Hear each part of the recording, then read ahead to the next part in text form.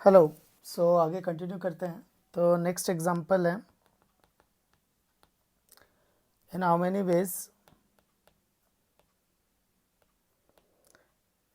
Veg letters of the word Jhansi can be arranged if the word starts with vowel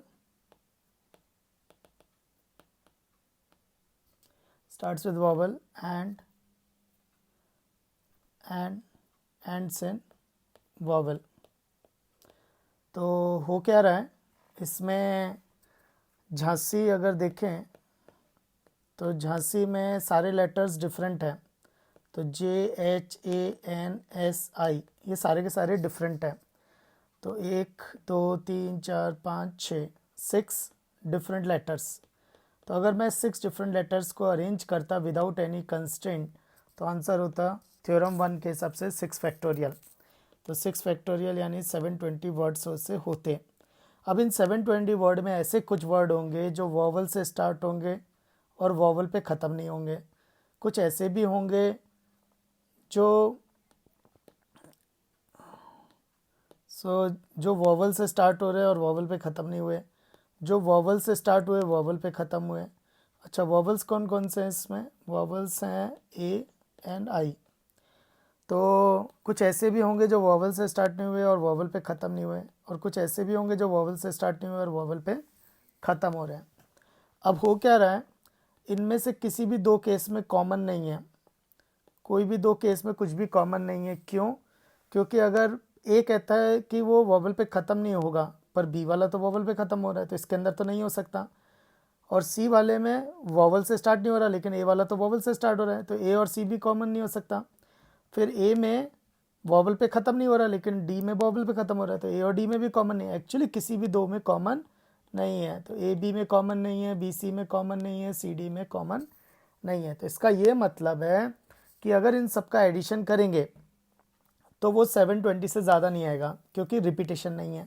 तो repetition नहीं है तो number of cases बढ़ के नहीं आएंगे, तो 720 से ज़्यादा नहीं आएगा। पर हो सकता है आंसर 720 से कम आ जाए, लेकिन इनके अलावा कोई और केस है भी नहीं।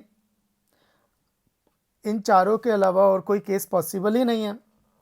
इसका मतलब है कुछ मिस नहीं हुआ, मिसिंग नहीं है। और अगर मिसिंग नहीं है तो इसका मतलब है कि अगर इनका सम करेंगे तो 720 से कम नहीं आएगा। तो देखो, रिपीटेशन नहीं है तो 720 से ज़्यादा नहीं आएगा, और मिसिंग नहीं है यानी 720 से कम नहीं आएगा। तो एग्जैक्टली कितना आएगा? 720। तो ये A plus B plus C plus D अगर मैं करूँ तो ये आएगा 720। A plus B plus C plus D करूँ तो ये आएगा 720। अब आते हैं अपने को क्वेश्चन के हिसाब से क्या चाहिए। तो क्वेश्चन के हिसाब से जो भी कंस्टेंट होगा, आंसर जो भी आएगा वो 720 से कम आएगा, क्योंकि without any constant answer must be 720। But अगर क्वेश्चन में कंस्टेंट है तो आंसर कितना आएगा? तो इसको क्या चाहिए कि can be arrange if the word starts with vowel and ends in vowel और एंड्स। ओके, क्वेश्चन में थोड़ा सा करेक्शन है, और एंड्स इन वॉवल है। और can be arrange if the word either starts with vowel और एंड्स इन वॉवल। तो क्वेश्चन है आइदर स्टार्ट्स विद वॉवल और एंड्स इन वॉवल। तो या तो वॉवल से स्टार्ट होगा या वॉवल पे ख़त्म होगा। तो इसका मतलब है इसको चाहिए ए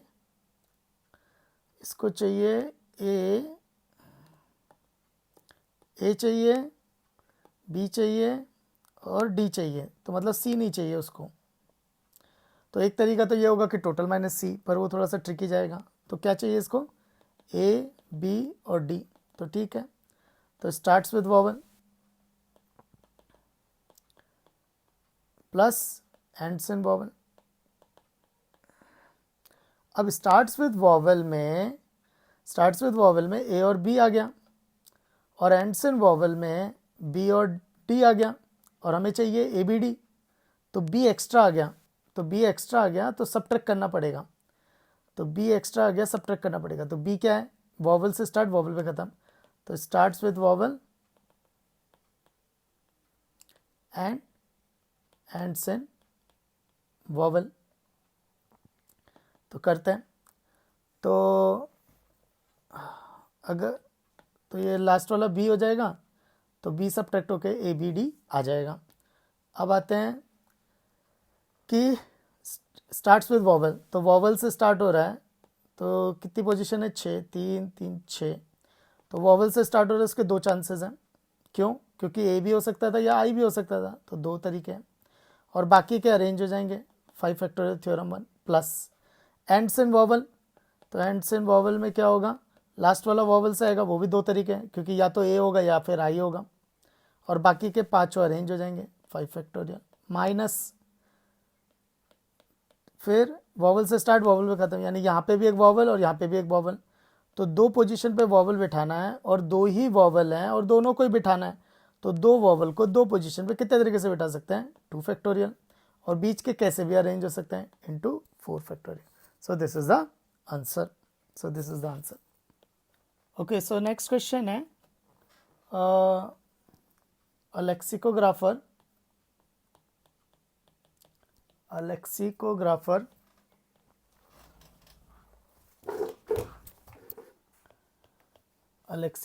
writes the dictionary using the letters of the word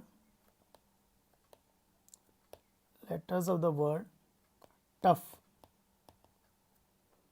taken all at a time. Each letter used exactly once. Find the rank of the word tough in that dictionary. तो कुछ चीज़ें समझनी हमें। तो लेक्सिकोग्राफर मतलब जो डिक्शनरी लिखता है।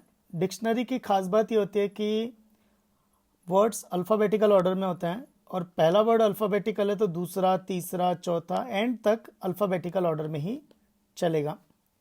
तो अपने को क्या करना है, टफ वर्ड के अरेंजमेंट करने हैं। तो टफ में 1 2 3 4 5, तो 5 फैक्टोरियल यानी 120। तो ऐसे 120 वर्ड्स बनेंगे। अगर मैं इन 120 वर्ड्स को अल्फ़ाबेटिकली अरेंज करूं, तो 120 वर्ड की डिक्शनरी बनेगी। 120 वर्ड की डिक्शनरी बनेगी। अब ये 120 वर्ड की डिक्शनरी में जैसे पहले कौन से स्टार्ट होंगे, तो देखो अल्फ़ाबेटिकल तो जी, तो A B C D E F G H I J K L M N O P Q R S T U. तो पहले क्या होंगे, जी से स्टार्ट होने वाले वर्ड्स बनेंगे, फिर एच से स्टार्ट होने वाले वर्ड्स बनेंगे, फिर ओ से स्टार्ट होने वाले वर्ड्स बनेंगे, फिर टी से स्टार्ट होने वाले वर्ड बनेंगे, यू से स्टार्ट होने। तो ऐसे करके 120 वर्ड्स बनेंगे। पर हमें तो टफ का रैंकिंग, तो इसमें कहीं पे टफ आएगा, तो वो टफ का रैंकिंग निकालना है। तो करते हैं। तो पहले जी से स्टार्ट होने वाले आएंगे, तो ऐसे कितने होंगे, 4 फैक्टोरियल। फिर एच से स्टार्ट होने वाले होंगे 4 फैक्टोरियल। फिर ओ से स्टार्ट होने वाले होंगे 4 फैक्टोरियल। अच्छा, इसमें सारे डिफरेंट है, तो जब अलाइक होगा तो उसमें और कुछ करना पड़ेगा। तो फिलहाल हम लोग डिफरेंट के लिए कर रहे हैं। अगर अलाइक होता तो जितने अलाइक लेटर होंगे उतने फैक्टोरियल से डिवाइड करना पड़ेगा। तो जितने अलाइक होंगे उतने फैक्टोरियल से डिवाइड करना होगा। फिर टी से स्टार्ट होने वाला जिसमें चाहिए, तो कहीं ना कहीं टफ आएगा। तो अब टी से स्टार्ट होने में भी पहला वर्ड कौन होगा, तो टी से स्टार्ट होने में पहला वर्ड होगा जी, टी, फिर जी, फिर जी से भी स्टार्ट, टी जी से स्टार्ट होने वाले होंगे ऐसे 3 फैक्टोरियल। फिर टी एच से स्टार्ट होने वाले होंगे 3 फैक्टोरियल। फिर टी ओ से, तो उसमें कहीं पे टफ आएगा। फिर टी ओ जी से स्टार्ट होने वाले 2, फिर टी ओ एच से स्टार्ट होने वाले 2 फैक्टोरियल। फिर टी ओ यू, और फिर जी, और फिर एच, क्योंकि ये अल्फ़ाबेटिकल ऑर्डर है। तो ये जो पोजीशन है वो उसकी रैंक हो गई। तो 4 factorial is 24, 4 factorial is 24, 4 factorial is 24, 3 factorial 6, 3 factorial 6, और 2 फैक्टोरियल 2, 2 फैक्टोरियल 2। तो 24 इंटू 3 72, 72 78, 78 84, 84 86 और 88। तो ये वर्ड कौन सा हुआ? 89th। तो इसके ऊपर जो है वो 88 वर्ड्स हैं और ये जो आया है ये 89th पोजीशन पे है। तो ऐसे सोचो 120th पोजीशन पे कौन होगा? वही सबसे लास्ट वर्ड। तो सबसे लास्ट वर्ड कौन सा होगा? UTOHG। और पहला वर्ड कौन सा होगा? GHOTU। फिर ऐसे करके लास्ट होगा UTOHG। This will be the word. So next question है how many 3 digit even number मतलब लास्ट में 0 2 4 6 8 होगा लास्ट प्लेस पे। तो जो भी नंबर होगा उसके लास्ट प्लेस पे 0 2 4 6 8 होगा। और you can say even number the divisible by 2। तो कैन बी फॉर्म, अच्छा सिर्फ डिजिट्स 0 1 2 3 4 ही दे रखे हैं। तो पहला case when repetition is allowed, repetition allowed मतलब जैसे 2 2 2 तो ये चलेगा, 2 3 2 ये भी चलेगा। और रिपीटेशन नॉट अलाउड मतलब 2 2 2 नहीं चलेगा, 2 3 2 नहीं चलेगा। तो इसमें क्या चलेगा? 1 3 2 3 0 2। तो रिपीटेशन इज नॉट अलाउड में। तो एक एक करके करते हैं। तो पहला रिपीटेशन इज अलाउड, तो पहले करते हैं रिपीटेशन इज अलाउड। तो रिपीटेशन इज अलाउड में देखते हैं। तो कितने डिजिट का बनाना है अपने को?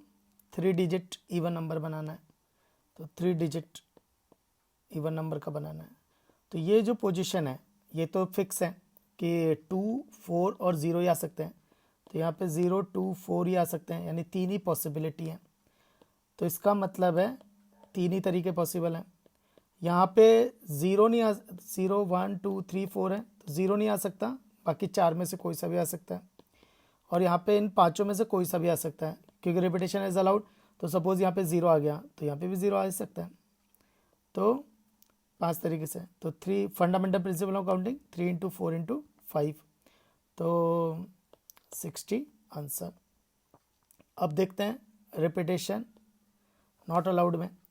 तो रिपीटेशन नॉट अलाउड में देखते हैं। तो यहाँ पर या तो 0 आएगा, 2 आएगा या 4 आएगा। अब रिपीटेशन, तो यहाँ पर अगर मान लो उन 5 में से 0 1 2 3 4 उनमें से एक आ गया तो वो एक वाला इधर नहीं आ सकता। अब इधर कन्फ्यूज़न हो गया। अगर इधर 0 नहीं आया तो इधर पॉसिबिलिटी 4 है, पर अगर इधर 2 आया तो इधर पॉसिबिलिटी 3 ही है। तो देखो इस पे डिपेंड कर रहा है कि ये लास्ट पोजीशन पे क्या आ रहा है, तो इससे इस पे इफेक्ट हो रहा है। तो हम क्या करेंगे? केसेस बनाएंगे।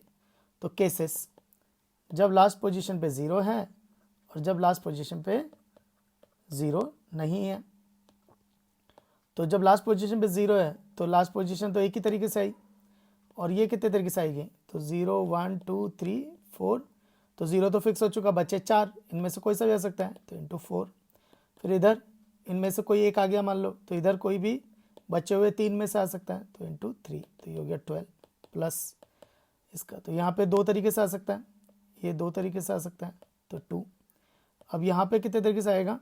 तो देखो 0 1 2 3 4। तो इधर मान लो 2 आ गया, पर पहली पोजीशन पे अब 0 नहीं आ सकता, तो बची कितनी? 3 पोजीशन। अब यहाँ पे कितना आएगा? 2 आ चुकी हैं तो बची कितनी? 3। तो कोई से भी 3 आ सकते हैं तो 3। तो 2 इंटू 3 इंटू 3 तो ये 18। So answer is 30। So this is the answer.